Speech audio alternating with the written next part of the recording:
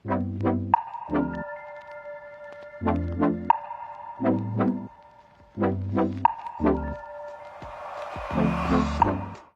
पूर्णतया काल्पनिक है, तो इससे ज्यादा गंभीरता से ना ले। ये केवल मनोरंजन के लिए बनाया गया है। अगर कहानी पसंद आए तो लाइक एंड सब्सक्राइब कर ले। स्वूश। कमजोर सा बुजुर्ग को वशिष्ठ चील सा हवा में उछला। उसके दोनों हाथ पंजों की तरह हवा को चीरते हुए ग्रीन ड्रैगन डेमन किंग की ओर क्रूरता से बढ़े। उसे पता था कि अभय सिन्हा को मारने से पहले ग्रीन ड्रैगन को खत्म करना होगा। ग्रीन ड्रैगन ने बुजुर्ग के हमले का सामना ठंडी मुस्कान के साथ किया। उसकी मुट्ठी हरी रोशनी की चमक बनकर बुजुर्ग की ओर लपकी। Boom boom boom. दोनों के पंजे और हाथ बार बार टकराए। जोरदार धमाके गूंजे। दोनों एसएस लेवल के फाइटर्स थे, बेहद ताकतवर। उनके हमलों से हवा में तीखी आवाजें उठीं। सख्त संगमरमर का फर्श उनके कदमों से गड्ढों में बदल गया। लेकिन ग्रीन ड्रैगन साफ तौर पर बुजुर्ग से ज्यादा ताकतवर था। उसके हमलों ने कु वशिष्ठ को पीछे धकेल दिया। एक मुक्का कु की छाती पर लगा, जिससे वो खून उगलने लगा। बदकिस्मती से ग्रीन ड्रैगन को नहीं पता था कि कु वशिष्ठ जानबूझकर अभय की ओर बढ़ रहा था। वो जय वशिष्ठ का बदला लेने और अभय को मारने की फिराक में था। जब कु अभय से 2 मीटर दूर था, उसने अचानक पलटकर अभय की ओर छलांग लगाई और उसकी गर्दन की ओर पंजा मारा। सावधान यंग मास्टर। ग्रीन ड्रैगन घबरा गया। उसे नहीं लगा था कि कु इतना चालाक और नीच होगा। वे लड़ रहे थे, लेकिन कु ने अचानक अभय पर हमला कर दिया। ये देखकर सबके होश उड़ गए। किसी को नहीं लगा था कि वशिष्ठ परिवार का बुजुर्ग अभय पर छुपकर हमला करेगा। रूपा सिन्हा का चेहरा पीला पड़ गया। वो अभय को चेतावनी देने वाली थी, लेकिन पंजा पहले ही अभय के सामने था। बहुत देर हो चुकी थी। कु की आंखों में खुशी चमकी। उसके पंजे अभय की गर्दन के पास थे। बस एक हल्का सा वार और वो अभय की गर्दन तोड़ सकता था। लेकिन अगले पल उसका शरीर हिल नहीं सका। उसने डर से अपनी गर्दन की ओर देखा। वहां खून का एक कट्टा, खून बह रहा था। पेंग। कु जमीन पर गिरा। उसका सिर धड़ से अलग होकर लुढ़क गया। मरने से पहले उसकी आंखें फैली हुई थी। मरते दम तक उसे नहीं समझ आया कि अभय ने कैसे हमला किया और उसका सिर काट लिया। अभय ने ठंडी मुस्कान दी और टूटे चाकू से खून साफ किया। फिर उसने चाकू, जिससे उसने कु का सिर काटा था, लापरवाही से जमीन पर फेंक दिया। अभय को तुरंत पता चल गया था कि कु उस पर छुपकर हमला करने वाला है। उसने कु के पास आने का इंतजार किया और एक ही वार में उसे मार डाला। वोल्फ किंग पर छुपकर हमला करने की हिम्मत, ये तो मौत को बुलावा था। गल्प गल्प। आसपास के लोग घबराहट में निगल रहे थे। अभय ने जय वशिष्ठ को मारकर उन्हें हैरान किया था, लेकिन कु वशिष्ठ को मारकर वो डर गए। कु वशिष्ठ परिवार का बुजुर्ग और एसएस लेवल फाइटर था, लेकिन अभय ने उसे एक वार में मार डाला। अभय कितना ताकतवर था। ग्रीन ड्रैगन भी सन्न था। उसे पता था कि कु उसका मुकाबला नहीं कर सकता, लेकिन उसे मारने के लिए उसे कम से कम 30 वार चाहिए थे। पर यंग मास्टर ने एक ही वार में कु का सिर काट दिया। फर्क साफ था। इस पल ग्रीन ड्रैगन ने अभय को हैरानी और उत्साह के साथ देखा। उसे अभय में तीसरे मास्टर की झलक दिखी। उस वक्त तीसरे मास्टर ने वशिष्ठ परिवार के मुखिया का सिर एक वार में काट दिया था। फिर वो नवद्वीप का नंबर 1 फाइटर बना और 10 डेमन किंग्स को लेकर पूरे भारत पर कब्जा किया। नवद्वीप का number 1 young master Abhay Singh है। भीड़ में किसी ने चिल्लाया। सब चिल्लाने लगे, नवद्वीप का number 1 young master Abhay Singh. Nabadwip का number 1 young master Abhay Singh. आवाज रिंग में गूंज उठी। सब अभय को प्रशंसा भरी नजरों से देख रहे थे। उन्हें पता था कि नवद्वीप का नया नंबर 1 यंग मास्टर पैदा हो गया है और अभय पुराने मास्टर से कहीं ज्यादा ताकतवर था। ये यंग मास्टर्स बड़े परिवारों के वंशज थे। ताकतवर लोगों की पूजा उनके खून में थी। लेकिन कुछ कोनों में कुछ चालाक मास्टर्स अभय की चिंता कर रहे थे। अभय ने जय और वशिष्ठ परिवार के बुजुर्ग को मार डाला। ये अब उसका और वशिष्ठ परिवार का निजी झगड़ा था। वशिष्ठ परिवार नवद्वीप का नंबर 1 परिवार था। वो अभय को नहीं छोड़ेंगे। यंग मास्टर, आप बहुत ताकतवर हैं, ग्रीन ड्रैगन ने सम्मान से कहा। उसकी आंखें उत्साह से चमक रही थी। मैं पहले रूपा सिन्हा को घर छोड़ आता हूं। होटल में मेरा इंतजार करो, अभय ने हल्की मुस्कान के साथ कहा। यंग मास्टर्स का बैंक्वेट खत्म हो चुका था। अब वक्त था रूपा को घर छोड़ने का। फिर उसे ग्रीन ड्रैगन से अपने पिता के बारे में कुछ जानकारी लेनी थी। अभय रिंग से उतरा और रूपा के पास गया। मुस्कुराकर बोला, रूपा चलो, मैं तुम्हें घर छोड़ दूं। ठीक है, रूपा ने सिर हिलाया और अभय का हाथ पकड़ लिया। दोनों बाहर की ओर बढ़े। आसपास के लोग उनके लिए रास्ता बनाने लगे। उनकी नजरों में रूपा के लिए जलन थी। नवद्वीप के नंबर 1 यंग मास्टर का घर छोड़ना कई औरतों का सपना था। होटल के बाहर अभय और रूपा मासेराटी में बैठे। ड्राइवर था, लेकिन रूपा ने उसे घर जाने को कहा। उसने अभय को लंबे वक्त बाद देखा था। वो कुछ वक्त अकेले बिताना चाहती थी। अभय ड्राइवर सीट पर बैठा और दूर के पुल की ओर गाड़ी चलाने लगा। अभय, ये मेरे घर का रास्ता नहीं है, रूपा ने भौहें तानकर याद दिलाया। कार में चढ़ने से पहले उसने अभय को रास्ता बता दिया था। अभय उल्टे रास्ते पर क्यों जा रहा था? रूपा, मुझे पता है कि ये तुम्हारे घर का रास्ता नहीं है। जब पता है तो वहां क्यों जा रहे हो?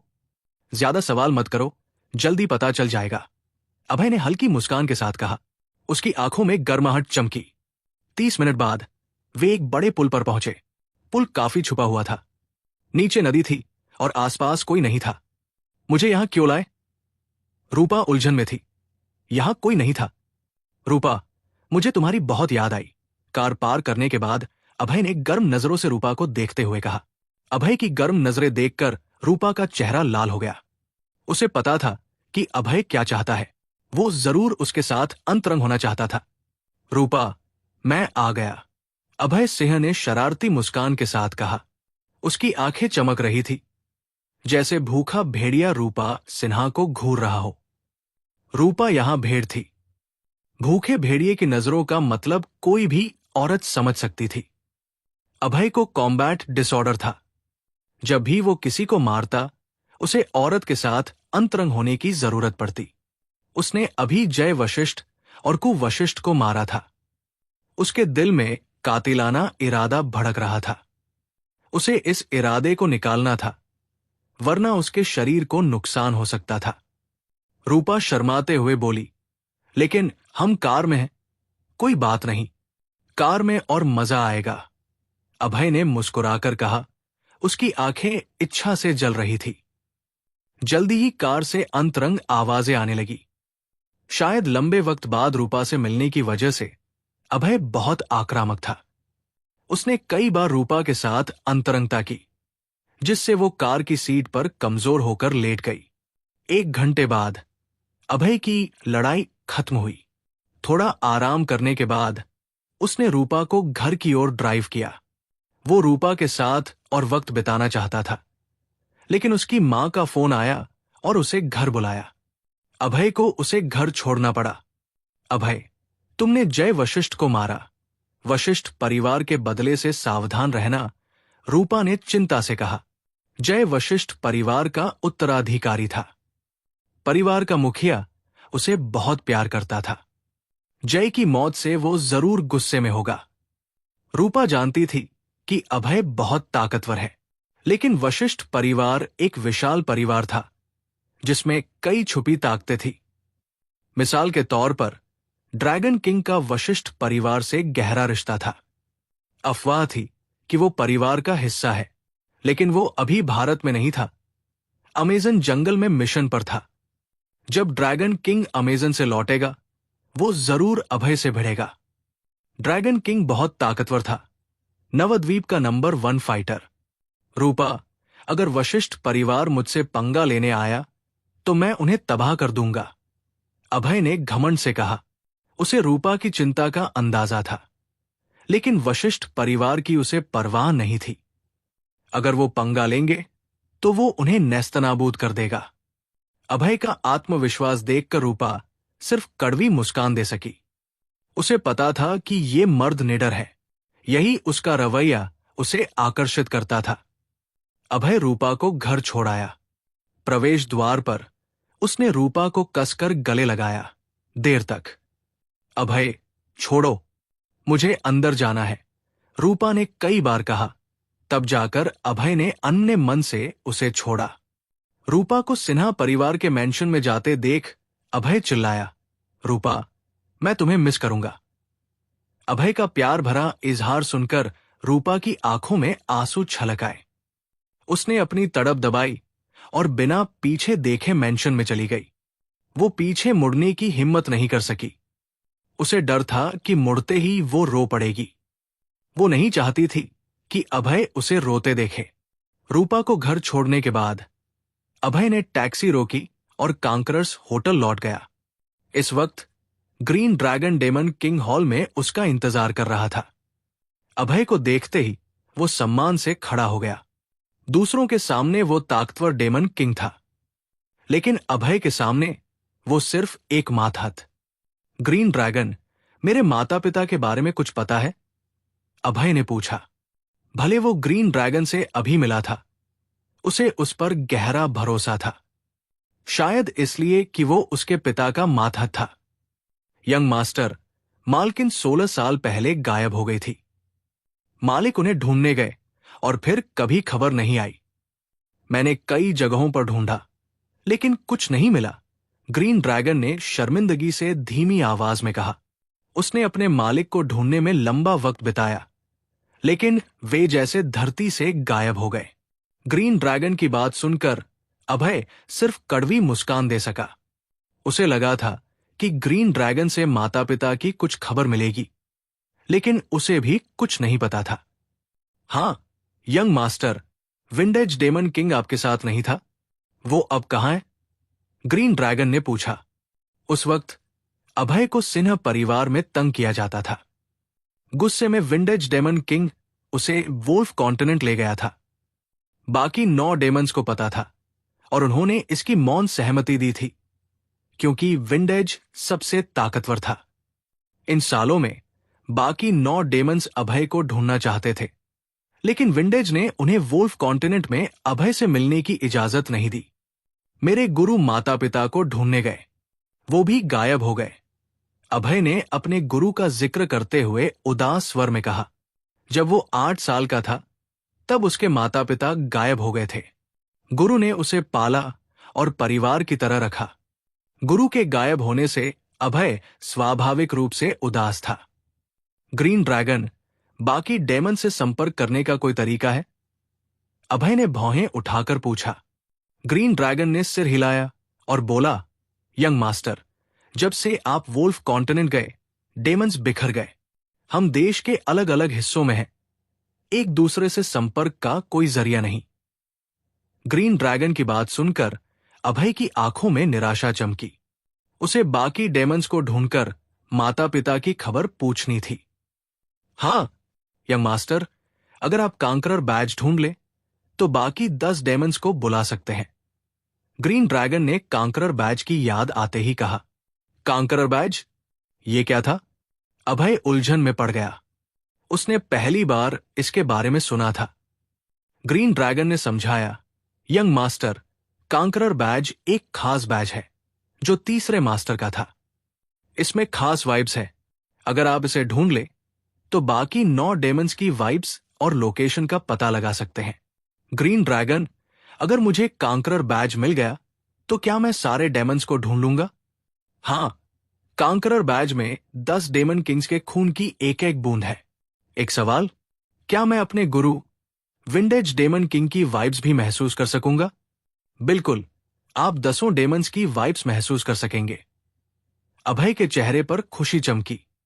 उसे खुशी और उत्साह था कि अगर वो कांकरर बैज ढूंढ लेगा, तो अपने गुरु और बाकी डेमन्स को ढूंढ सकेगा।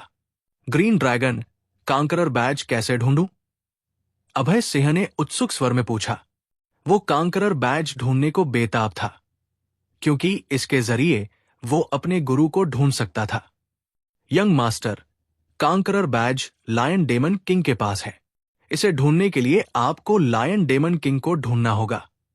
लायन डेमन कहां है?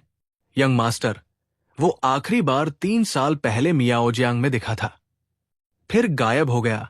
ग्रीन ड्रैगन ने कड़वी मुस्कान के साथ कहा। गायब? अभय का चेहरा बदल गया। वो परेशान था। पहले उसके माता पिता गायब हुए, फिर गुरु, और अब कांकरर बैज वाला लायन डेमन भी गायब। अभय को लगा कि ये सब आम घटनाएं नहीं हैं। उसे सहज बोध हुआ कि इसके पीछे कोई गहरा राज है। लेकिन अभय की शालिनी गुप्ता से शादी 2 दिन बाद थी। उसे ये मामला अभी के लिए टालना पड़ा। उसने फैसला किया कि शादी के बाद वो इन राजों को उजागर करेगा। ग्रीन ड्रैगन, कांकरर्स होटल को अच्छे से संभालो। मैं अब घर जा रहा हूं, अभय ने हाथ हिलाकर कहा और होटल से बाहर निकल गया। होटल से निकलते ही वूकिंग सिंह और मेयर सिंह बाहर उसका इंतजार कर रहे थे। अभय को देखते ही दोनों के चेहरे बदले। मेयर खुश थी कि अभय ने डेथ बैटल जीत लिया। वूकिंग का चेहरा पीला और डरा हुआ था। वूकिंग सचमुच डर गया था, क्योंकि उसने पहले अभय का मजाक उड़ाया था। उसने कहा था कि अभय जरूर हारेगा और वो उसकी लाश दफनाएगा। लेकिन अब अभय ने जय वशिष्ठ और कुवशिष्ठ का सिर काट दिया था। वूकिंग को डर था कि अभय उसका नंबर न लगा दे। उसे पता था कि वो जय को भी नहीं हरा सकता। नवद्वीप का नंबर 1 यंग मास्टर अभय से तो उसका कोई मुकाबला ही नहीं था। वूकिंग ज्यादा सोच रहा था। अभय ने उसे हल्की नजर से देखा और मेयर के साथ कार में बैठ गया। अभय को वूकिंग जैसे लोगों की परवाह नहीं थी। उसके पास कई जरूरी काम थे। वूकिंग से निपटने का वक्त नहीं था। जल्दी ही कार सिन्हा परिवार पहुंची। सिन्हा परिवार के मुखिया झेंजियांग सिन्हा को बैंक्वेट की हरकतों का पता चल चुका था। अभय ने अपनी ताकत दिखाई और जय वशिष्ठ व कुवशिष्ठ को मार डाला। लेकिन झेंजियांग ने अभय का स्वागत नहीं किया। उसने ठंडे स्वर में कहा, अभय, तुम्हें पता है तुमने कितनी बड़ी गड़बड़ की? चाचा, मैंने क्या गड़बड़ की? अभय ने भौहें तानकर कहा। उसे झेंजियांग का लहजा पसंद नहीं आया। मैं बताता हूं, जय वशिष्ठ परिवार का उत्तराधिकारी था। तुमने उसे मारकर वशिष्ठ परिवार को भड़का दिया। तुम सिन्हा परिवार के लिए मुसीबत ला रहे हो। झेंजियांग ने गुस्से से कहा। वशिष्ठ परिवार नवद्वीप का नंबर 1 परिवार था। उसमें अनगिनत ताकतवर फाइटर्स थे, जैसे नवद्वीप का number 1 fighter dragon king. Singh परिवार की हिम्मत नहीं थी कि वशिष्ठ परिवार से टकराए। दूसरों की नजरों में अभय ने अपनी हरकतों से सबका ध्यान खींचा होगा, लेकिन झेंजियांग की नजरों में अभय ने सिन्हा परिवार के लिए मुसीबत खड़ी की थी। इसलिए वो अभय से बहुत नाखुश और गुस्से में था। चाचा, तुम्हें डर है कि मैं सिन्हा परिवार को फंसा दूंगा? अभय ने ठंडे स्वर में कहा। वो अपने चाचा से पूरी तरह निराश था। इस नाजुक वक्त पर चाचा को सिन्हा परिवार के हितों की ज्यादा फिक्र थी। अभय, अच्छा है तुम्हें पता है, चूंकि तुमने वशिष्ठ परिवार को नाराज किया, मैं तुम्हारी शादी में नहीं आऊंगा, झेंजियांग ने ठंडे स्वर में कहा। जब अभय सिन्हा परिवार आया था, झेंजियांग ने उसकी शादी में आने का वादा किया था। लेकिन अब अभय से रिश्ता तोड़ने के लिए उसने शादी में आने से साफ मना कर दिया। सिन्हा परिवार का मुखिया अपने हितों के लिए वादे से मुकर गया। उसकी हरकतों से अभय को घिन आई। चाचा, तुम मेरी शादी में नहीं आओ, कोई बात नहीं। मुझे परवाह नहीं कि सिन्हा परिवार के लोग आते हैं या नहीं, अभय ने ठंडे स्वर में तिरस्कार भरी नजरों के साथ कहा। वो सिन्हा परिवार को अपनी शादी की खबर नहीं देना चाहता था, लेकिन चूंकि वो परिवार का वंशज था, उसने खबर दी। उसे नहीं लगा था कि परिवार का मुखिया सबके सामने अपने वादे से मुकेगा और शादी में आने से मना कर देगा। अभय को झेंजियांग की सोच अच्छे से पता थी।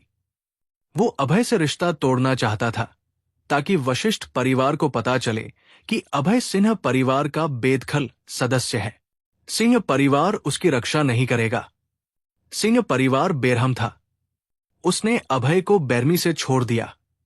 शालिनी, चलो। अभय ने शालिनी का हाथ पकड़ा और बाहर की ओर बढ़ा। वो इस परिवार में अब एक पल भी नहीं रुकना चाहता था। इस परिवार ने उसका दिल पूरी तरह तोड़ दिया। छोटा अभय, रुक जाओ। तियानगांग चतुर्वेदी ने जल्दी से अभय को रोका। चतुर्वेदी दादाजी, क्या बात है? अभय ने धीमी आवाज में कहा। वो अभी भी दादाजी का बहुत सम्मान करता था। छोटा अभय, मैं तुम्हारी शादी में आऊंगा, तियानगांग ने मुस्कुराकर कहा। झेंजियांग का शादी में न आना उसका फैसला था। तियानगांग ने तय किया कि वो शादी में जरूर जाएगा। छोटा अभय उसका पोता था। चचेरे भाई, मैं भी तुम्हारी शादी में आऊंगी, मेयर सिंह ने अचानक कहा। मेयर भी खींची हुई थी।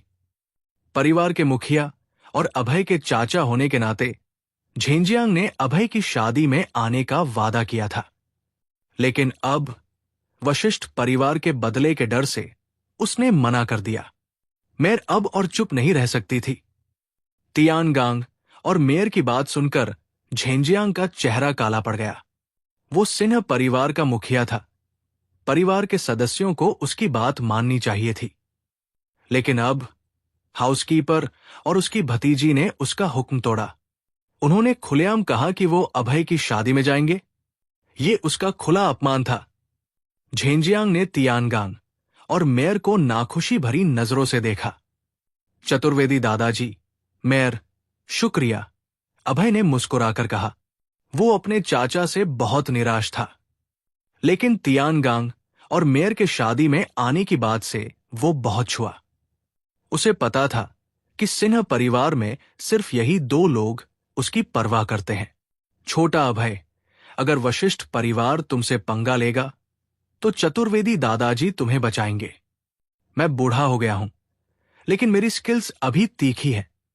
तियानगांग ने चिंता से अभय की पीठ थपथपाते हुए कहा। वशिष्ठ परिवार ताकतवर था, लेकिन तियानगांग को डर नहीं था। अभय उसके शपथ भाई का पोता था। अगर मरना भी पड़ा तो वो अभय की रक्षा करते हुए मरेगा। चतुर्वेदी दादाजी, निश्चिंत रहो। अगर वशिष्ठ परिवार ने मुझसे पंगा लिया तो मैं उन्हें तबाह कर दूंगा, अभय ने घमंडी गर्व के साथ कहा। अभय ने तियानगांग से थोड़ी देर और बात की, फिर शालिनी के साथ सिन्हा परिवार से निकल गया। वे पूर्वांचल शहर की ओर बढ़े। अभय सिंह और शालिनी गुप्ता नवद्वीप के हवाई अड्डे पहुंचे, टिकट खरीदे और पूर्वांचल शहर की उड़ान पकड़ ली। आए थे दो, लौटे भी दो। संख्या नहीं बढ़ी, लेकिन अनुभव ढेर सारे मिले। नवद्वीप में अभय ने यंग मास्टर्स बैंक्वेट में हिस्सा लिया। नवद्वीप का नंबर 1 यंग मास्टर बना। जय वशिष्ठ को मार डाला। चतुर्वेदी दादाजी, ग्रीन ड्रैगन डेमन किंग, रूपा सिन्हा और बाकियों से मिला। ये अनुभव भूलने लायक नहीं थे। 3 घंटे बाद विमान पूर्वांचल हवाई अड्डे पर उतरा। पूर्वांचल, मैं फिर लौट आया। परिचित शहर को देखकर अभय को सुकून मिला। उसके दिल में पूर्वांचल ही उसका असली घर था, क्योंकि यहां उसकी पत्नी शालिनी थी और उसके करीबी दोस्त श्यामली, प्रिया, हाओलुओ, किंग कॉन्ग वगैरह। जब वो लौटे, रात के 7 बज चुके थे। पूर्वांचल की रात रोशनी से जगमग थी। सड़कें खरीदारी की भीड़ से भरी थी।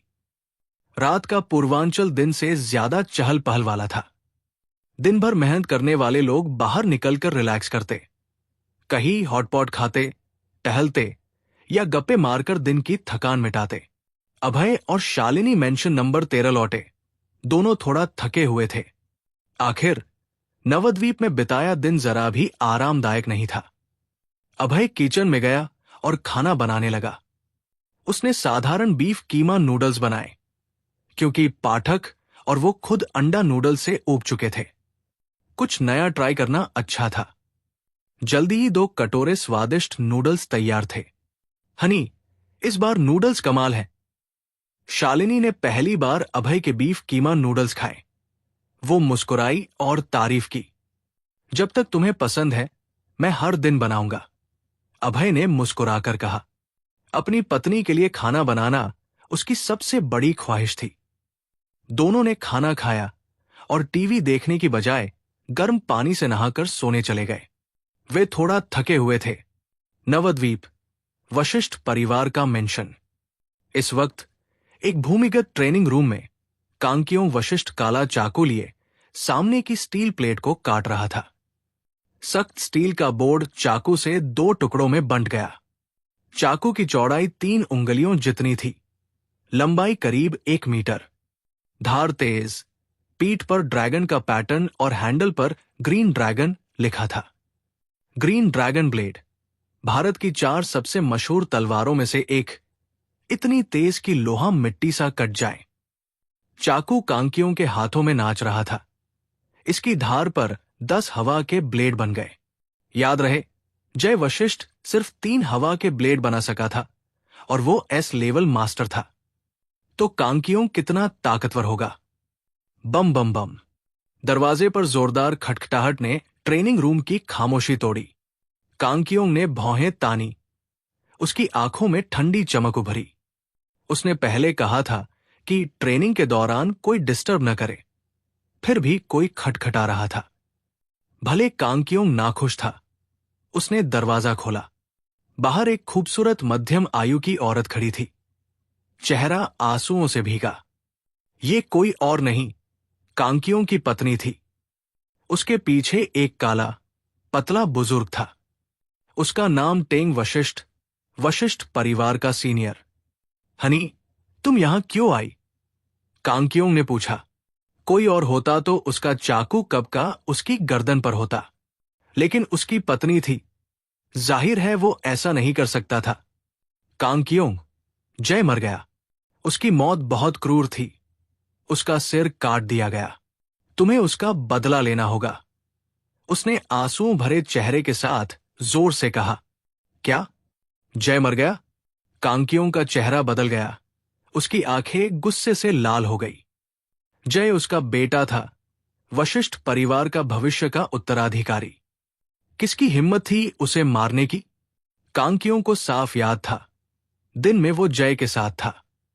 उसने पूछा था कि क्या वो फिर से पहला स्थान लेगा, और जय ने बड़े दबंग अंदाज में कहा था, बिल्कुल।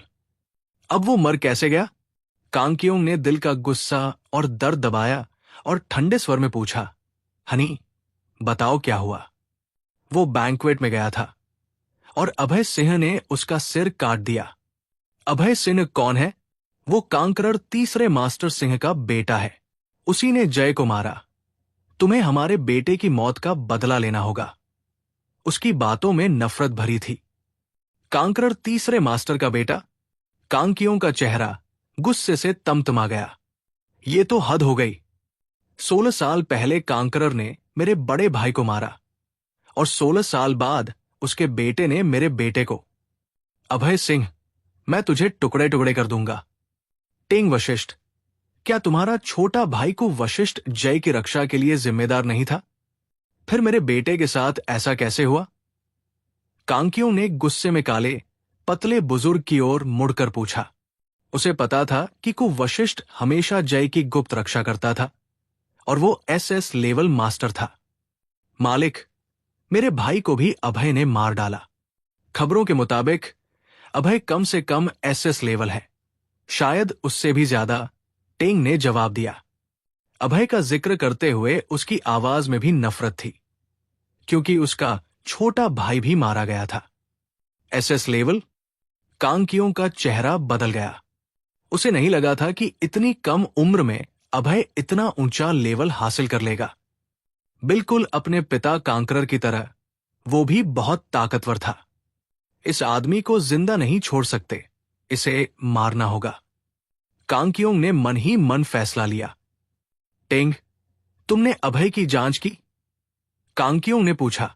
उसे पता था, चूंकि टेंग उसकी पत्नी के साथ यहां आया, उसने जरूर जांच की होगी, वरना अकेले आता। मालिक, जांच हो गई। अभय अभी पूर्वांचल शहर में रहता है। वो इस बार सिंह परिवार को अपनी शादी का निमंत्रण देने आया था। 2 दिन बाद उसकी शादी एक औरत, शालिनी गुप्ता, से होने वाली है। टेंग ने अपनी खोज बताई। हाँ, 2 दिन बाद शादी। बहुत अच्छे। तुमने मेरा बेटा मारा, तो मैं तुम्हें और तुम्हारी पत्नी को मार डालूंगा। तुम्हारी शादी को मातम में बदल दूंगा। कांकियों ने व्यंग्य भरी हंसी के साथ कहा। उसकी आंखें कातिलाना इरादे से भरी थी। वो अभय को मरते देखना चाहता था, क्रूर मौत। उसने तय कर लिया था कि 2 दिन बाद शादी की रात अभय और शालिनी को मार डालेगा। टेंग, तुम एसएसएस लेवल मास्टर हो। अभय का हिसाब चुकता करने में कोई दिक्कत तो नहीं होगी? मालिक, निश्चिंत रहें, मैं अपने छोटे भाई से ज्यादा ताकतवर हूं। अभय का हिसाब चुकता कर दूंगा। बहुत अच्छे।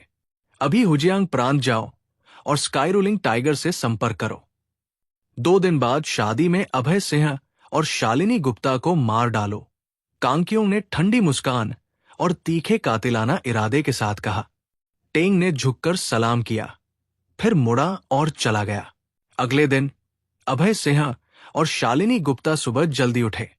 कल शादी थी तो उन्हें वेडिंग ड्रेस और रिंग खरीदनी थी।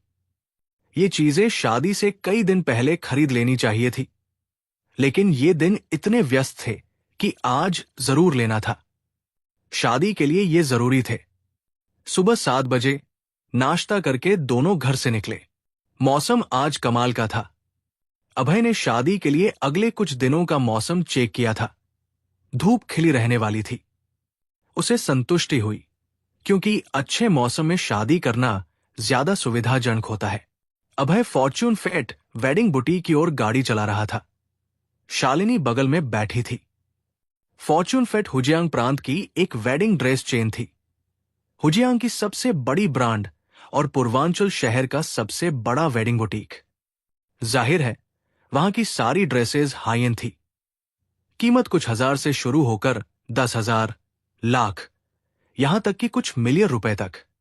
उनके पास एक डायमंड वेडिंग ड्रेस थी जिसकी कीमत 5 मिलियन रुपए थी। पूरे स्टोर का खजाना। चूंकि ड्रेसेस महंगी थी, वहां ज्यादा लोग नहीं आते थे। ग्राहक ज्यादातर अमीर और हाई क्लास लोग होते, आम लोग नहीं। अभय जब पहुंचा तो बुटीक अभी खुला था। ये बुटीक इतना बड़ा था कि 5 मंजिलों में दसियों हजार वर्ग मीटर में फैला था। वहां सिर्फ वेडिंग ड्रेस ही नहीं, फोटोशूट सर्विस भी थी। सब कुछ उपलब्ध था। वेलकम। अभय और शालिनी के दरवाजे पर पहुंचते ही 2 रिसेप्शनिस्ट ने विनम्रता से कहा। ऐसे शानदार दुकानों में आमतौर पर 2 खूबसूरत रिसेप्शनिस्ट दरवाजे पर होती थी। ये दोनों लाल चीनी चीपाओं और लाल हाई हील्स में थी, जो माहौल को उत्सवमय बना रहा था। चूंकि सुबह थी, अभय के दुकान में घुसते ही एक 30 साल की औरत विनम्रता से पास आई। वो बेहद आकर्षक थी। साफ चमकती त्वचा, मोहक चेहरा। उसने लाल प्रोफेशनल बिजनेस सूट पहना था, जो उसे परिपक्व लुक दे रहा था। हेलो सर, मेरा नाम यान पेई है। मैं फॉर्च्यून फेट की मैनेजर हूं। आपकी कैसे मदद कर सकती हूं? उसने शानदार अंदाज में चमकती मुस्कान के साथ कहा। यान पेई को दुकान का पहला ग्राहक यानी अभय मिलने की खुशी थी। उसे इस महीने का कमीशन पूरा करने के लिए बस एक ऑर्डर चाहिए था। अगर वो 1 लाख रुपए से ज्यादा की ड्रेस बेच देती तो उसे BMW इनाम में मिलती। मिस पेई, मैं कुछ वेडिंग ड्रेसेस देखना चाहता हूं। अभय ने मुस्कुराकर कहा। जरूर, मेरे साथ आएं। हमारे पास सबसे स्टाइलिश और हाई एंड वेडिंग ड्रेसेस हैं। यान पेई ने समझाते हुए अभय और शालिनी को पहली मंजिल पर ले गई। पहली मंजिल पर तरह तरह की वेडिंग ड्रेसेस थी। रंग, स्टाइल और डिजाइन में अलग अलग। कीमतें भी अलग थी। सबसे सस्ती 3,999 से शुरू होकर सबसे महंगी 3,09,99,999 तक। सारी कीमतें 9 पर खत्म होती थी, क्योंकि 9 का मतलब हमेशा के लिए होता है, जो अच्छा प्रतीक था। अभय को कीमत की चिंता नहीं थी। वो सबसे बेहतरीन ड्रेस चाहता था। भले ये ड्रेसेस अच्छी थी, लेकिन थोड़ी पुरानी लग रही थी। मिस पेई, सुना है आपके पास स्टोर का खजाना एक ड्रेस है। क्या वो दिखा सकती हैं? अभय ने मुस्कुराकर कहा। दरअसल अभय ने यहां आने से पहले मन बना लिया था। वो शालिनी को शादी देना चाहता था और कल की शादी के लिए सबसे बेहतरीन ड्रेस देना चाहता था। यान पेई ने हल्की मुस्कान दी और उन्हें दूसरी मंजिल के एक कमरे में ले गई। उसने एक सफेद डायमंड वेडिंग ड्रेस निकाली। क्या शानदार ड्रेस! शालिनी ने डायमंड वेडिंग ड्रेस देखकर हैरानी से कहा। यह ड्रेस सचमुच स्टोर के खजाने की हकदार थी। ये 100% शुद्ध हंस के ऊन से बनी नाजुक, शानदार कृति थी, जिसके कॉलर पर डायमंड मोतियों की कतार थी, जो चमक बिखेर रही थी। खूबसूरत लड़कियों को 2 चीजें सबसे ज्यादा पसंद होती हैं, डायमंड और वेडिंग ड्रेस। जब ये दोनों मिल जाएं, तो कोई लड़की विरोध नहीं कर सकती। देखो शालिनी, इतनी ग्लैमर्स और गर्वीली औरत भी इस ड्रेस के प्यार में पड़ गई। शालिनी का उत्साह देखकर अभय संतुष्ट था। वो ड्रेस खरीदने ही वाला था कि अचानक दूर से एक घमंडी औरत की आवाज आई। बिन, ये वो वेडिंग ड्रेस कितनी प्यारी है, मेरे लिए खरीदोगे? एक औरत ने घमंड से शालिनी के हाथ की डायमंड वेडिंग ड्रेस की ओर इशारा करते हुए कहा। अभय ने सिर उठाया तो पास में एक युवा जोड़ा दिखा। लड़का करीब 25 साल का था, हैंडसम चेहरा, हाई एंड सूट और शानदार घड़ी। जाहिर है वो रईस था। उसके बगल में एक पतली सेक्सी ड्रेस वाली औरत थी। या वांग, अगर मैंने वो वेडिंग ड्रेस खरीद दी तो क्या तुम मुझसे शादी करोगी? लड़के ने चिकनी नजरों से पूछा। बिन ये इस सेक्सी औरत को लंबे वक्त से डेट कर रहा था। वे सगाईशुदा थे, लेकिन या वांग शादी टालती रही, जिससे बिन परेशान था। बिन, ये अगर तुमने वो डायमंड वेडिंग ड्रेस खरीद दी तो मैं शादी के बारे में सोच सकती हूं, या वांग ने चालाक मुस्कान के साथ कहा। या वांग को वो डायमंड वेडिंग ड्रेस पहली नजर में पसंद आ गई थी और वो उसे लेना चाहती थी। लेकिन ड्रेस मिलने के बाद शादी की बात अलग थी। या वांग की बात सुनकर बिन उत्साहित हो गया। वो यान पेई के पास गया और जोर से बोला, इस वेडिंग ड्रेस को पैक करो, मैं ले रहा हूं। बिन ने घमंड से बात की और ड्रेस मांगी, जैसे अभय और शालिनी वहां खड़े ही न हो। सॉरी सर, इस सज्जन ने पहले डायमंड वेडिंग ड्रेस मांगी थी। यान पेई ने मुस्कुराकर अभय की ओर इशारा किया। यान पेई एक ईमानदार मैनेजर थी। वो बिन की रईसी के बावजूद पहले आओ पहले पांव को तरजीह दे रही थी। बिन थोड़ा चौंका। उसने मुड़कर अभय से कहा, मैं ये डायमंड वेडिंग ड्रेस ले रहा हूं, तुम दूसरी चुन लो। बिन का घमंडी लहजा अभय को खटक गया। ये क्या बकवास, मैंने पहले डायमंड वेडिंग ड्रेस पसंद की और तुम मुझे दूसरी चुनने को कह रहे हो? तुम अपने आप को क्या समझते हो? अभय ने उसे एक नजर देखा और अनदेखा कर दिया। अभय की बेपरवाही देखकर बिन खींच गया और गुस्से में बोला, भाई, क्या तुम बहरा हो कि मेरी बात नहीं सुनी? मुझे ये ड्रेस चाहिए, तुम दूसरी चुन लो। अभय ने भौहें तानी और उदासीन ढंग से कहा, मैंने पहले ये डायमंड वेडिंग ड्रेस चुनी। अगर किसी को दूसरी ड्रेस चुननी है तो वो तुम हो, मैं नहीं। छोटे, एक बार फिर कहता हूं, ये वेडिंग ड्रेस मैं ले रहा हूं, वरना अगर तुम मुझसे पंगा लोगे तो तुम्हारी पिटाई होगी। बिन ये ने व्यंग्य भरी हंसी के साथ अभय सिन्हा को आक्रामक ढंग से घूरा। वो कौन था? पूर्वांचल शहर के 4 शीर्ष परिवारों में से एक ये परिवार का यंग मास्टर। वो अभय को गंभीरता से नहीं लेता था। बिन का एकमात्र मिशन था या वांग के लिए वो डायमंड वेडिंग ड्रेस खरीदना, क्योंकि या की पहचान साधारण नहीं थी। वो पूर्वी हुजियांग प्रांत के इक्विटी सीईओ तियानवू झेन की बेटी थी। बिन जानता था कि अगर वो या से शादी कर ले तो न सिर्फ वो ये परिवार का युवा मुखिया बन जाएगा, बल्कि पूर्वांचल की अंडरग्राउंड ताकतों को एकजुट कर लेगा, क्योंकि तियानवू अंडरग्राउंड फोर्स का मुखिया था और उसके पास ढेर सारे मातहत थे। निकल! अभय ने बिन की बकवास से तंग आकर जोर से चिल्लाया। उसे ये हास्यास्पद लेकिन मजेदार लगा कि पूर्वांचल में अभी भी कुछ बेवकूफ उसे चुनौती देने की हिम्मत करते हैं। कुछ लोगों की याददाश्त बहुत खराब होती है, जो भूल गए कि अभय ने चतुर्वेदी और वशिष्ठ परिवार को पहले ही तबाह कर दिया था। भाई, मैं बिन ये हूं, ये परिवार का यंग मास्टर। तुमने मेरी बेइज्जती करने की हिम्मत कैसे की? किसी को बुलाओ जो तुम्हारे पैर तोड़कर मेरा गुस्सा शांत करे, समझे? बिन का चेहरा पीला पड़ गया। वो अभय को पागलपन से देख रहा था। उसे आज तक किसी ने गाली नहीं दी थी और अभय पहला था। वो या वांग के सामने अपनी इज्जत बचाना चाहता था, क्योंकि मर्द अपनी औरत के सामने मर्दानगी दिखाना चाहते हैं। बूम!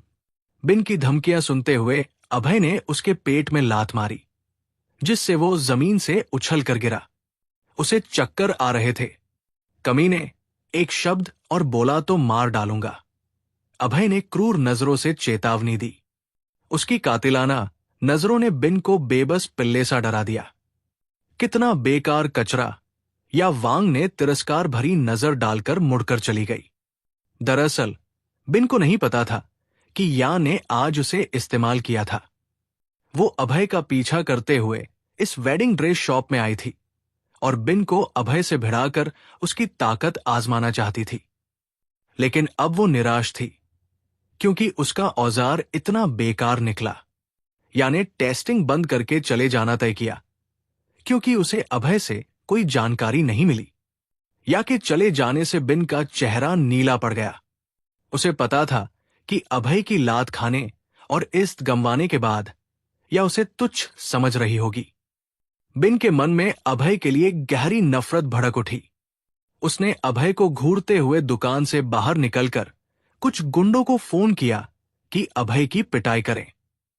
मिस पे, मैं ये वेडिंग ड्रेस खरीद रहा हूं, क्या मेरी पत्नी इसे ट्राई कर सकती है? अभय ने यान पेई से मुस्कुराकर कहा। बिल्कुल, यान पेई ने सिर हिलाकर मुस्कुराया। शालिनी मुस्कुराई और यान के साथ ड्रेसिंग रूम में ड्रेस लेकर गई। यान की मदद से उसने ड्रेस पहनी। जब वो ड्रेसिंग रूम से निकली, अभय की आंखें ठहर गई। क्या शानदार कृति! शालिनी पहले से ही अपने खूबसूरत चेहरे और जेड सी साफ त्वचा के साथ कमाल की थी। अब इस वेडिंग ड्रेस में वो और भी शानदार लग रही थी, जैसे कोई फरिश्ता धरती पर उतर आया हो। सिर्फ अभय ही नहीं, उसके बगल में खड़ी यान पेई भी एक पल को ठिठकी। भले वो भी बहुत सुंदर थी। शालिनी से उसकी कोई तुलना नहीं थी। अगर शालिनी कमल थी तो यान पेई बस एक सजावटी पत्ती। हनी, तुम गजब की लग रही हो, अभय ने उत्साह से शालिनी का छोटा सा हाथ पकड़कर कहा। शालिनी इस ड्रेस में इतनी खूबसूरत थी कि उसे पागल कर रही थी। शालिनी का चेहरा लाल हो गया। वो शर्मा गई। जाहिर है ये उसका पहला मौका था वेडिंग ड्रेस ट्राई करने का। वो अभी इसकी आदी नहीं थी। फिर भी उसे खुशी थी कि वो अभय की नजरों में इतनी अच्छी लगी। औरतें चाहे कितनी भी गर्वीली हो, अपने पसंदीदा मर्द का दिल जीतना चाहती है। शालिनी को ये ड्रेस बहुत पसंद आई थी। डिजाइन, रंग और बॉडी पर इसकी फील परफेक्ट थी।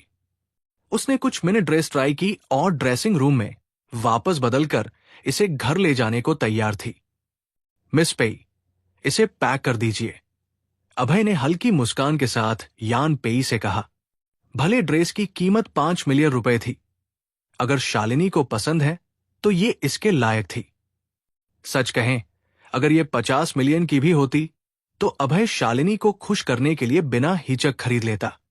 यान पेई ने सिर हिलाया और ड्रेस पैक करने ही वाली थी कि उसका फोन बजा। Ring ring. यान का फोन इतनी तेजी से बजा कि कई लोगों ने सुना। उसने स्क्रीन देखी, बॉस का कॉल था। उसने तुरंत जवाब दिया। हेलो बॉस, मैं आपकी क्या मदद कर सकती हूं? यान ने विनम्रता से पूछा। आखिर बॉस का कॉल था, जो आमतौर पर शायद ही आता था। उसे नहीं पता था कि बॉस ने क्यों फोन किया। यान, सुना है तुम्हारे स्टोर में एक डायमंड वेडिंग ड्रेस है, सही?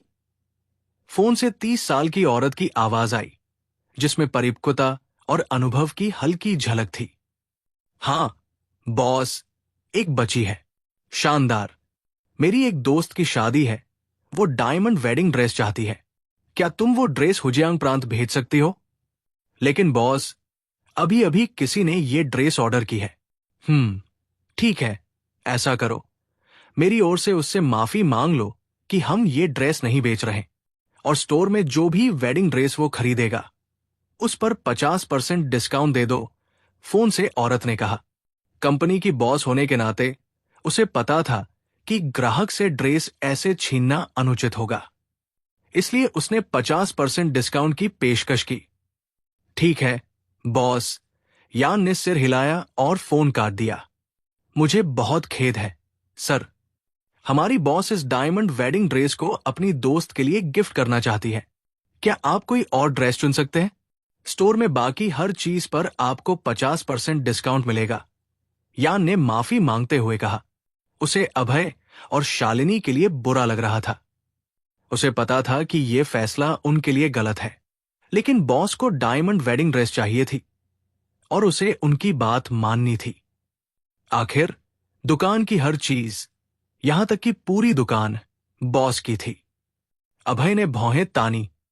उसे खीज हो रही थी।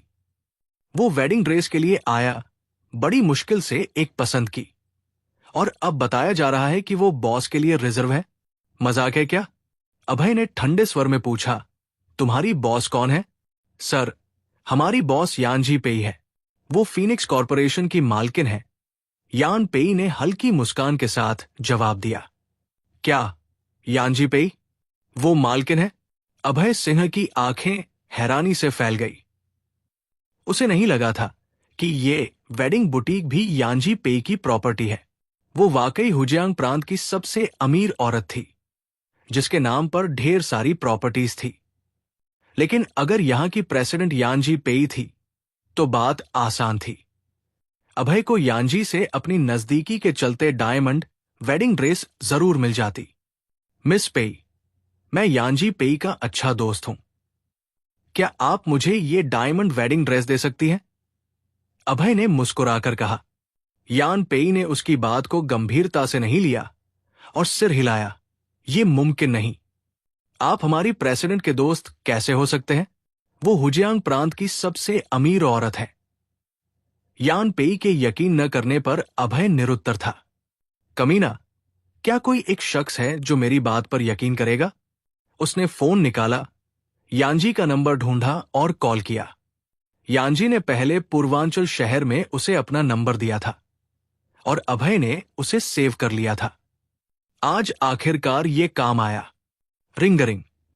अभय के नंबर डायल करते ही जल्दी कॉल उठा। हेलो, प्रेसिडेंट पेई, मैं अभय सिंह। अभय ने फोन पर मुस्कुराते हुए अपना परिचय दिया। हां, मुझे याद है। क्या हुआ? यानजी ने थोड़ा अटपटाते हुए कहा। पिछली बार पूर्वांचल में अभय के साथ बाहर गई थी तो उसने उसके होंठ चूम लिए थे। यानजी के दिमाग में हमेशा ये शख्स रहता था, लेकिन हाल ही में वो इतनी व्यस्त थी कि संपर्क नहीं कर पाई। प्रेसिडेंट पेई, मेरी और शालिनी की शादी कल है और मैं वो डायमंड वेडिंग ड्रेस चाहता हूं। आपने कहा कि आप वो ड्रेस ले रही हैं, तो क्या आप मुझे दे सकती हैं? अभय ने मुस्कुराते हुए फोन पर कहा। यानजी ने कहा था कि वो ड्रेस अपनी दोस्त के लिए ले रही है। अगर वो अभय को दे देगी तो उसकी दोस्त को नहीं मिलेगी। क्या तुम्हारी और शालिनी की शादी कल है? इतनी बड़ी बात मुझे क्यों नहीं बताई? प्रेसिडेंट पेई, आप हमेशा व्यस्त रहती हैं, इसलिए नहीं बताया। ठीक है, अगर तुम्हारी शादी कल है तो मैं तुम्हें डायमंड वेडिंग ड्रेस मुफ्त में दे दूंगी। यानजी ने मधुर आवाज में मुस्कुराकर फोन पर कहा। अभय ने फोन यान पेई को दिया और यानजी से बात करवाई। 3 मिनट बाद यान पेई ने हैरानी भरे चेहरे के साथ फोन रखा। सर, मेरी प्रेसिडेंट ने कहा कि वो आपको डायमंड वेडिंग ड्रेस मुफ्त में शादी के तोहफे के तौर पर दे रही है। यान पेई ने जलन भरे स्वर में कहा। सच कहें, उसने अपनी प्रेसिडेंट को इतना उदार कभी नहीं देखा था कि इतनी जल्दी 5 मिलियन की डायमंड वेडिंग ड्रेस किसी को दे दे। जाहिर है, दूसरों के लिए 5 मिलियन बहुत बड़ी रकम हो सकती थी, लेकिन यानजी के लिए बस एक नंबर। अभय ने एक फोन कॉल से 5 मिलियन की डायमंड वेडिंग ड्रेस मुफ्त में हासिल कर ली। यही थी रुतबे की बात। हनी, चलो फोटो खिंचवाते हैं, अभय ने मुस्कुराकर कहा। ड्रेस मिलने के बाद अभय और शालिनी जरूर कुछ यादें फोटोशूट के जरिए कैद करना चाहते थे। शालिनी ने सिर हिलाया और यान पेई के साथ फोटोशूट रूम में ऊपर गई। ऊपर फोटोशूट रूम में सब कुछ था। समुद्र, पहाड़, द्वीप की पृष्ठभूमि के साथ आधुनिक सीन और हान व तांग राजवंश जैसे प्राचीन कॉस्ट्यूम्स। अभय समुद्र तट पर शालिनी के साथ फोटो लेना चाहता था, लेकिन वक्त कम था तो उन्हें इंडोर ही लेना पड़ा। बेहतरीन सर्विस देने के लिए यान पेई फोटोग्राफर बनी और उनकी वेडिंग तस्वीरें लेने लगी। अभय ने समुद्र, पहाड़ और द्वीप की पृष्ठभूमि चुनी। वो शालिनी को गोद में लिए समुद्र तट पर खड़ा था, समुद्र की ओर देखते हुए खुशी से दूर ताक रहा था। आधुनिक सीन के बाद अभय ने हान और तांग राजवंश के सीन चुने। उसने शालिनी से प्राचीन कॉस्ट्यूम में बदलने को कहा। शालिनी अपने शानदार चेहरे की वजह से आधुनिक और प्राचीन दोनों कॉस्ट्यूम्स में परफेक्ट लग रही थी। अभय को यकीन था कि अगर वो पुराने जमाने में होती तो प्राचीन सुंदरी होती। शालिनी अभय की बाहों में पूरी तरह संतुष्ट दिख रही थी और अभय उसके माथे को चूम रहा था। इस खूबसूरत सीन को यान पेई ने अपने कैमरे में कैद कर लिया। आप दोनों एक दूसरे के साथ बहुत प्यारे लगते हैं। आपका भविष्य का बच्चा जरूर बहुत प्यारा होगा। शूटिंग खत्म करने के बाद यान पेई ने अपनी शुभकामनाएं दी। उसने भगवान की कसम खाई कि अभय सबसे आकर्षक मर्द और शालिनी सबसे खूबसूरत औरत थी। जिनके वेडिंग फोटो उसने खींचे वे जैसे शुरू से एक दूसरे के लिए बने थे। भविष्य का बच्चा। शालिनी का चेहरा लाल हो गया। उसका दिल तेजी से धड़कने लगा। कल अभय से शादी और उसके साथ सोने की सोचकर शालिनी घबरा गई। आखिर उसे इन चीजों का कोई अनुभव नहीं था। फिर भी वो कल रात अभय के साथ बिताने और अपना बच्चा पैदा करने की उम्मीद में थी। अभय और शालिनी यान पेई की खींची तस्वीरों से संतुष्ट थे। उसकी प्रोफेशनल शूटिंग स्किल्स उसे फॉर्च्यून फैट वेडिंग बुटीक की मैनेजर बनने के लिए परफेक्ट बनाती थी। मिस पेई, फोटो लेने कब आना होगा? अभय ने मुस्कुराकर पूछा। वो जल्द से जल्द फोटो लेना चाहता था क्योंकि ये शालिनी और उसके बीच प्यार के प्रतीक थे। मिस्टर सिंह, इसमें करीब 2 दिन लगेंगे। परसों आइए, यान पेई ने मुस्कुराकर जवाब दिया। दूसरी जगहों पर वेडिंग फोटो प्रिंट करने में कई दिन लगते हैं। 2 दिन पहले से ही तेज था, जैसा यान ने वादा किया। आखिर हाई क्वालिटी फोटो प्रिंट करने में वक्त लगता है। ठीक है, हम परसों आएंगे। अभय ने मुस्कुराकर शालिनी का हाथ पकड़ा और दुकान से निकल गया। यान पेई ने इन दोनों को याद रखने की पूरी कोशिश की। उसे पता था कि अगर इन्हें अच्छी सर्विस देने की वजह से अच्छे कमेंट्स मिले तो उसका प्रमोशन हो सकता है, क्योंकि ये उसकी प्रेसिडेंट के दोस्त थे। यान ने उन्हें प्लैटिनम वीआईपी कार्ड दिया और कहा कि भविष्य में दुकान से कुछ भी मुफ्त में खरीद सकते हैं। हनी, यानजी पेई तुम्हारे लिए इतनी अच्छी क्यों है? दुकान से निकलते ही शालिनी ने शक भरी नजरों से अभय से पूछा। दरअसल वो दुकान में ही पूछना चाहती थी, लेकिन यान पेई की मौजूदगी में नहीं पूछा। भले हिम शिखर कॉरपोरेशन का यानजी की फैंगटियान कॉरपोरेशन के साथ बिजनेस पार्टनरशिप थी, फिर भी वो सिर्फ बिजनेस पार्टनर थे। यानजी का इतनी आसानी से 5 मिलियन की डायमंड वेडिंग ड्रेस अभय को दे देना समझ से परे था। शालिनी गुप्ता के सवाल पर कि यानजी पेई उसके लिए इतनी अच्छी क्यों है, अभय सिन्हा घबरा गया। यानजी की उदारता का कारण साफ था। वो और अभय सिर्फ आम दोस्त नहीं थे। पहले पूर्वांचल शहर में टूर के दौरान केबल कार हादसे में उन्होंने गले लगाया और चूमा था। लेकिन अभय ये बात शालिनी को नहीं बता सकता था, वरना वो जलन से आग बबूला हो जाती। हनी, याद नहीं, मैंने पहले पश्चिमी समुद्र शहर में एंटीक कंपटीशन के दौरान यानजी की जान बचाई थी। अभय ने हल्की मुस्कान के साथ समझाया। कुछ समय पहले अभय और यानजी एंटीक कंपटीशन में गए थे, जहां यानजी का कार एक्सीडेंट हुआ था और अभय ने उसकी जान बचाई थी। यानजी इतनी आभारी थी कि उसने हिम शिखर कॉरपोरेशन के साथ सहयोग शुरू किया। शालिनी ने सिर हिलाया। उसे अचानक याद आया कि ऐसा कुछ हुआ था। अभय ने यानजी की जान बचाई थी, तो उसका इतना अच्छा व्यवहार समझ में आता था। चलो वेडिंग रिंग खरीदते हैं। अभय ने मुस्कुराकर शालिनी का हाथ पकड़ा और रिंग की दुकान की ओर बढ़ा। अभी वो कुछ कदम ही चले थे कि बिन ये द्वारा बुलाए गुंडों ने उनका रास्ता रोक लिया। भाई, तूने मेरे साथ डायमंड वेडिंग ड्रेस के लिए झगड़ा किया, आज तुझे कड़वाहट चखाता हूं, बिन ये ने ठंडी हंसी के साथ कहा। चूंकि उसकी पसंद की डायमंड ड्रेस अभय ने ले ली थी और वेडिंग बुटीक में अभय ने उसे लात मारी थी। बिन जानता था कि वो अकेले अभय का मुकाबला नहीं कर सकता, इसलिए उसने गुंडों को बुलाया कि वो अभय को अपनी मुट्ठियों से सबक सिखाएं। अभय ने बिन को देखकर व्यंग्य मारा लगता है मेरी लात से कुछ सीखा नहीं। भाइयों, इस कमीने को खूब पीटो, बाद में सबको डिनर में दूंगा। बिन ने हाथ हिलाकर अपने पीछे खड़े दर्जनों गुंडों को इशारा किया। अगर वो अभय की पिटाई करवा दे तो उसे गुंडों के खाने का बिल या पैसे देने में कोई परेशानी नहीं थी, क्योंकि पैसे की उसे कमी नहीं थी। बिन की बात सुनकर गुंडे अभय की ओर बढ़े और उसे पीटने वाले थे, लेकिन अभय को देखते ही उनके होश उड़ गए। पा सरगना गुंडा एक घुटने पर बैठ गया और डर से बोला, ली भाई, हमें माफ करें, हमें नहीं पता था कि ये आप है। ये सरगना किंग कॉन्ग का माथा था और उसने पहले अभय को और उसकी तस्वीर देखी थी। भाई, ली भाई, ये वही है। बाकी गुंडे अपने सरगने की बात सुनकर भी घबरा गए। उन्हें पता था कि ली भाई कौन है। वो पूर्वांचल की अंडरग्राउंड ताकतों का असली मुखिया था। यहां तक कि किंग कॉन्ग भी उसका माथा था। दर्जनों गुंडे घुटनों पर बैठ गए और डर से गिड़गिड़ाए, हमें माफ करें, ली भाई। बिन ये निरुत्तर था। उसे नहीं लगा था कि जिन गुंडों को उसने अभय की पिटाई के लिए पैसे दिए, वो अब उसके सामने घुटनों पर गिड़गिड़ा रहे हैं। कायरों, मैंने तुम्हें इसकी पिटाई के लिए पैसे दिए, न कि इसके सामने गिड़गिड़ाने के लिए। बिन ने गुंडों पर गुस्से से चिल्लाया।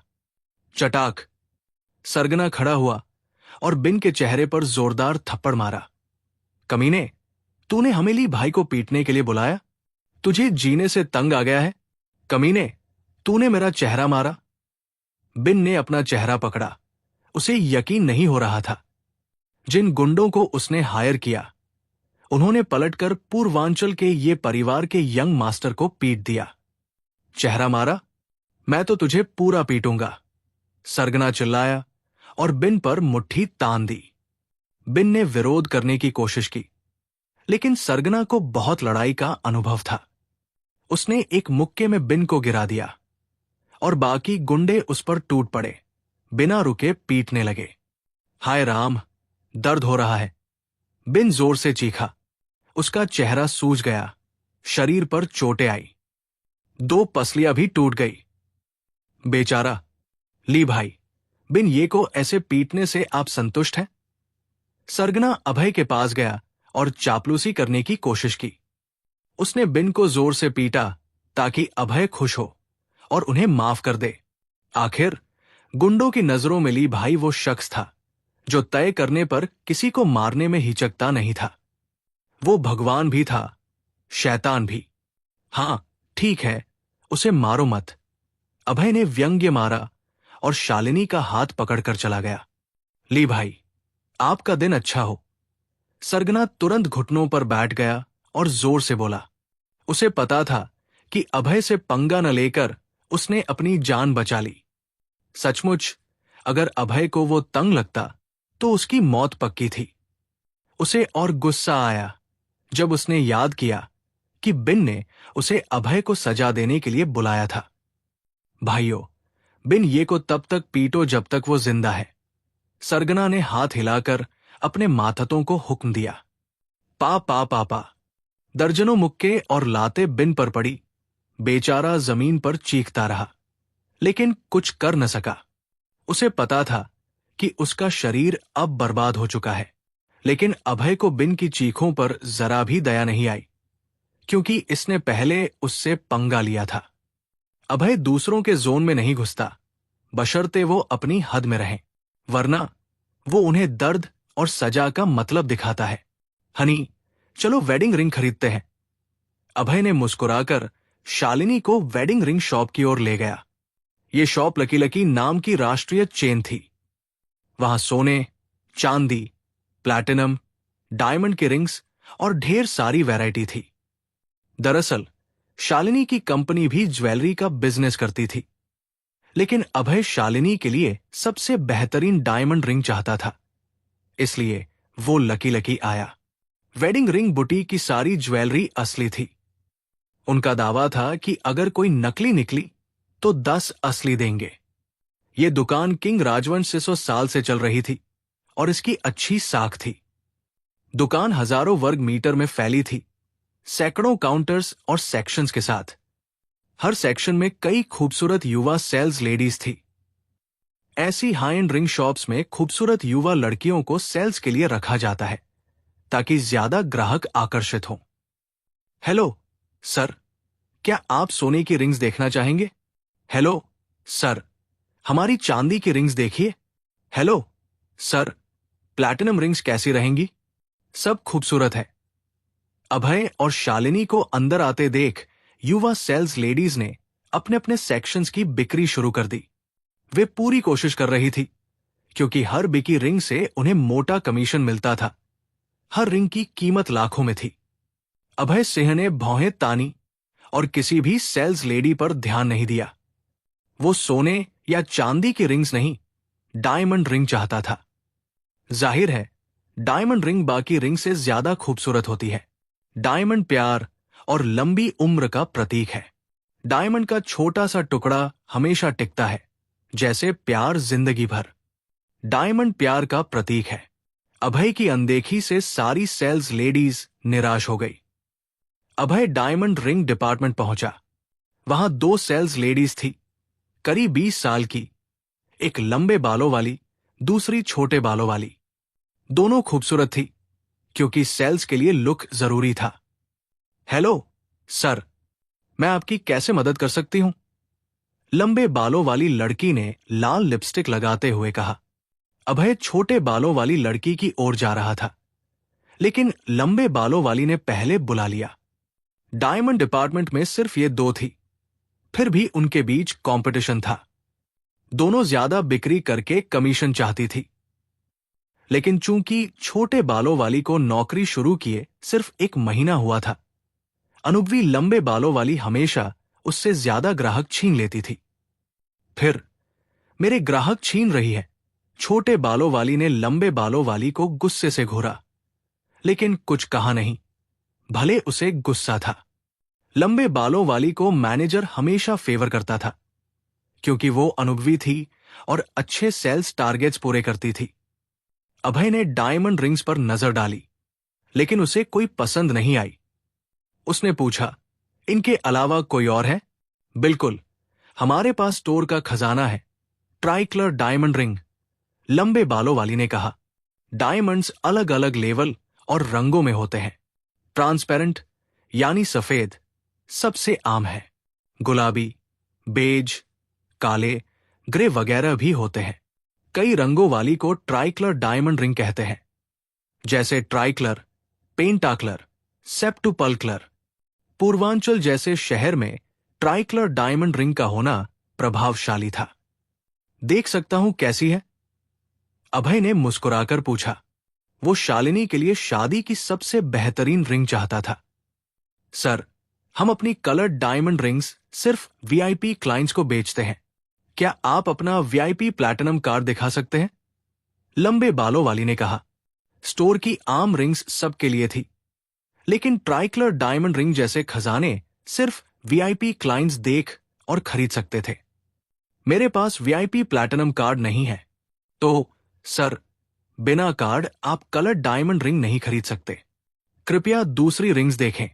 नहीं, मुझे सिर्फ कलर डायमंड रिंग चाहिए, अभय ने सिर हिलाकर जवाब दिया। उसने पूरी दुकान देखी थी और कोई रिंग पसंद नहीं आई। वो सिर्फ सबसे बेहतरीन वेडिंग रिंग के लिए आया था। अभय की बात सुनकर लंबे बालों वाली खींच गई। सर, आप कितने जिद्दी हैं। आप वैसे भी कलर डायमंड रिंग नहीं खरीद सकते। बिना वीआईपी कार्ड आप आम ग्राहक हैं।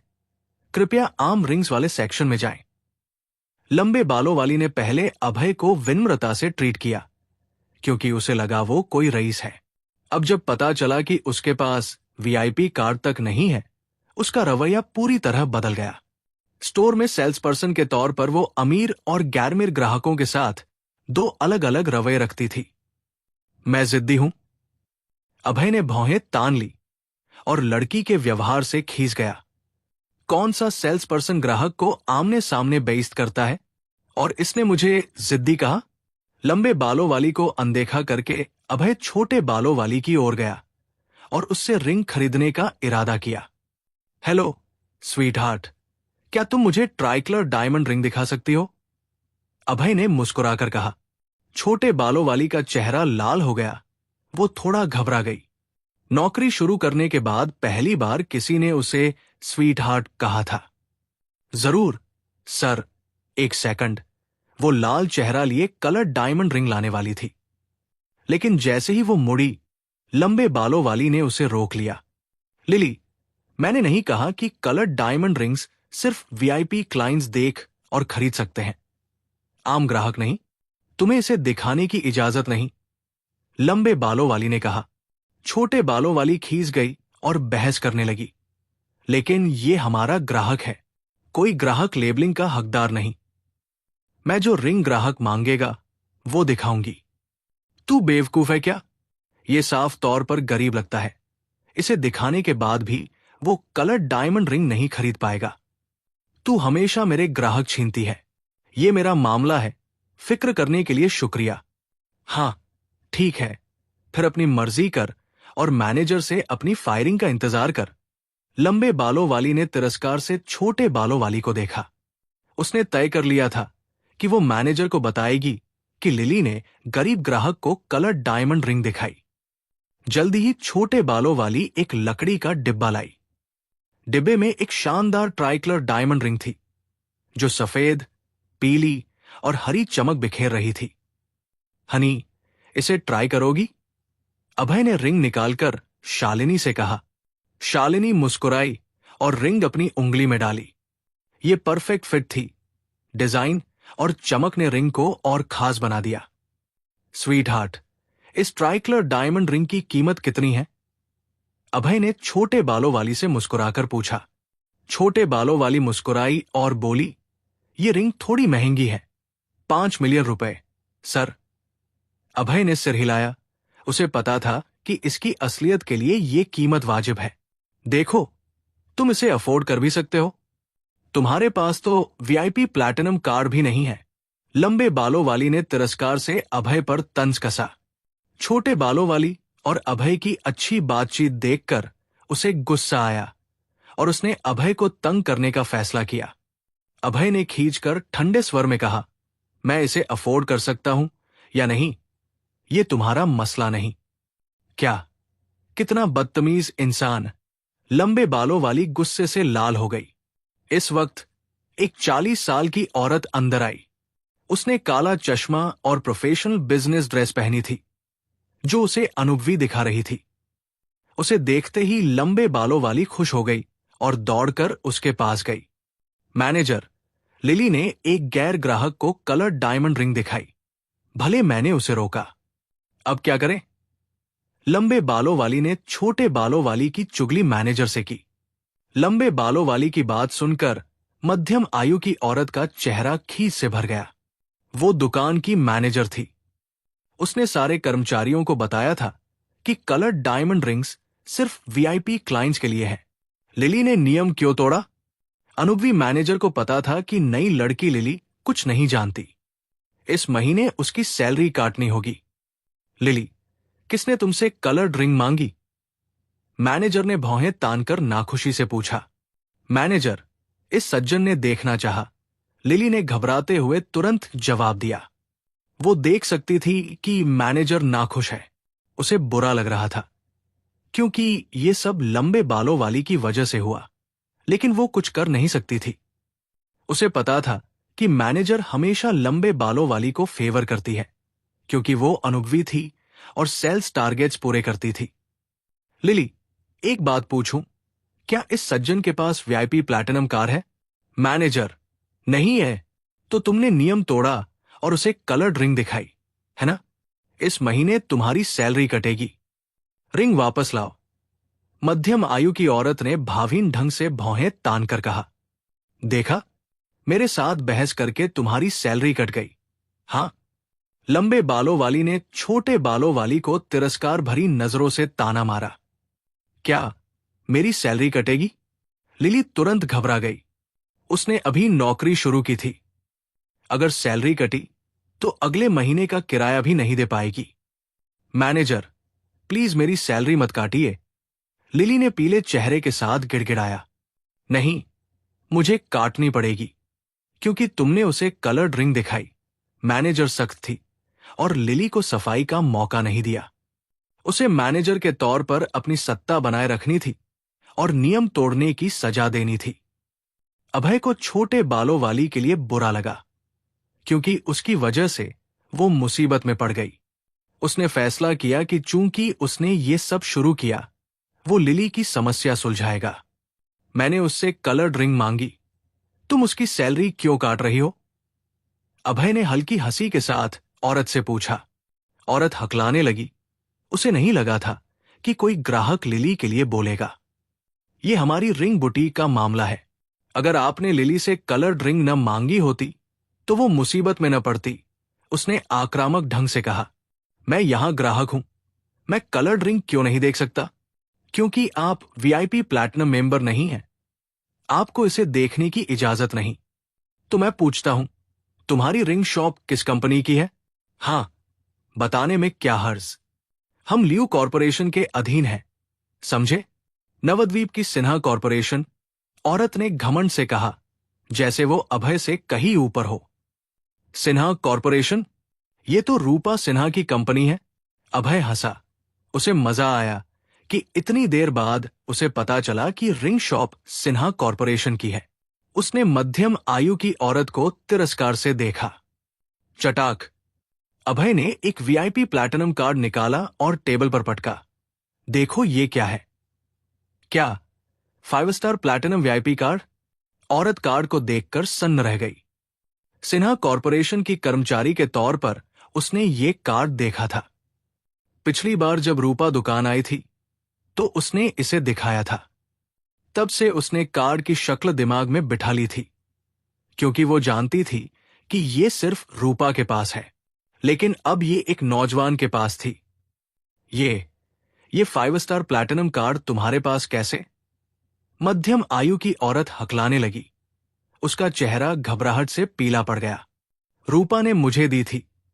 अभय ने व्यंग्य भरी हंसी के साथ कहा। क्या? बॉस सिन्हा ने दी? औरत इस बार डर गई। ये नौजवान कौन था जो बॉस से 5 स्टार प्लैटिनम कार्ड ले सका?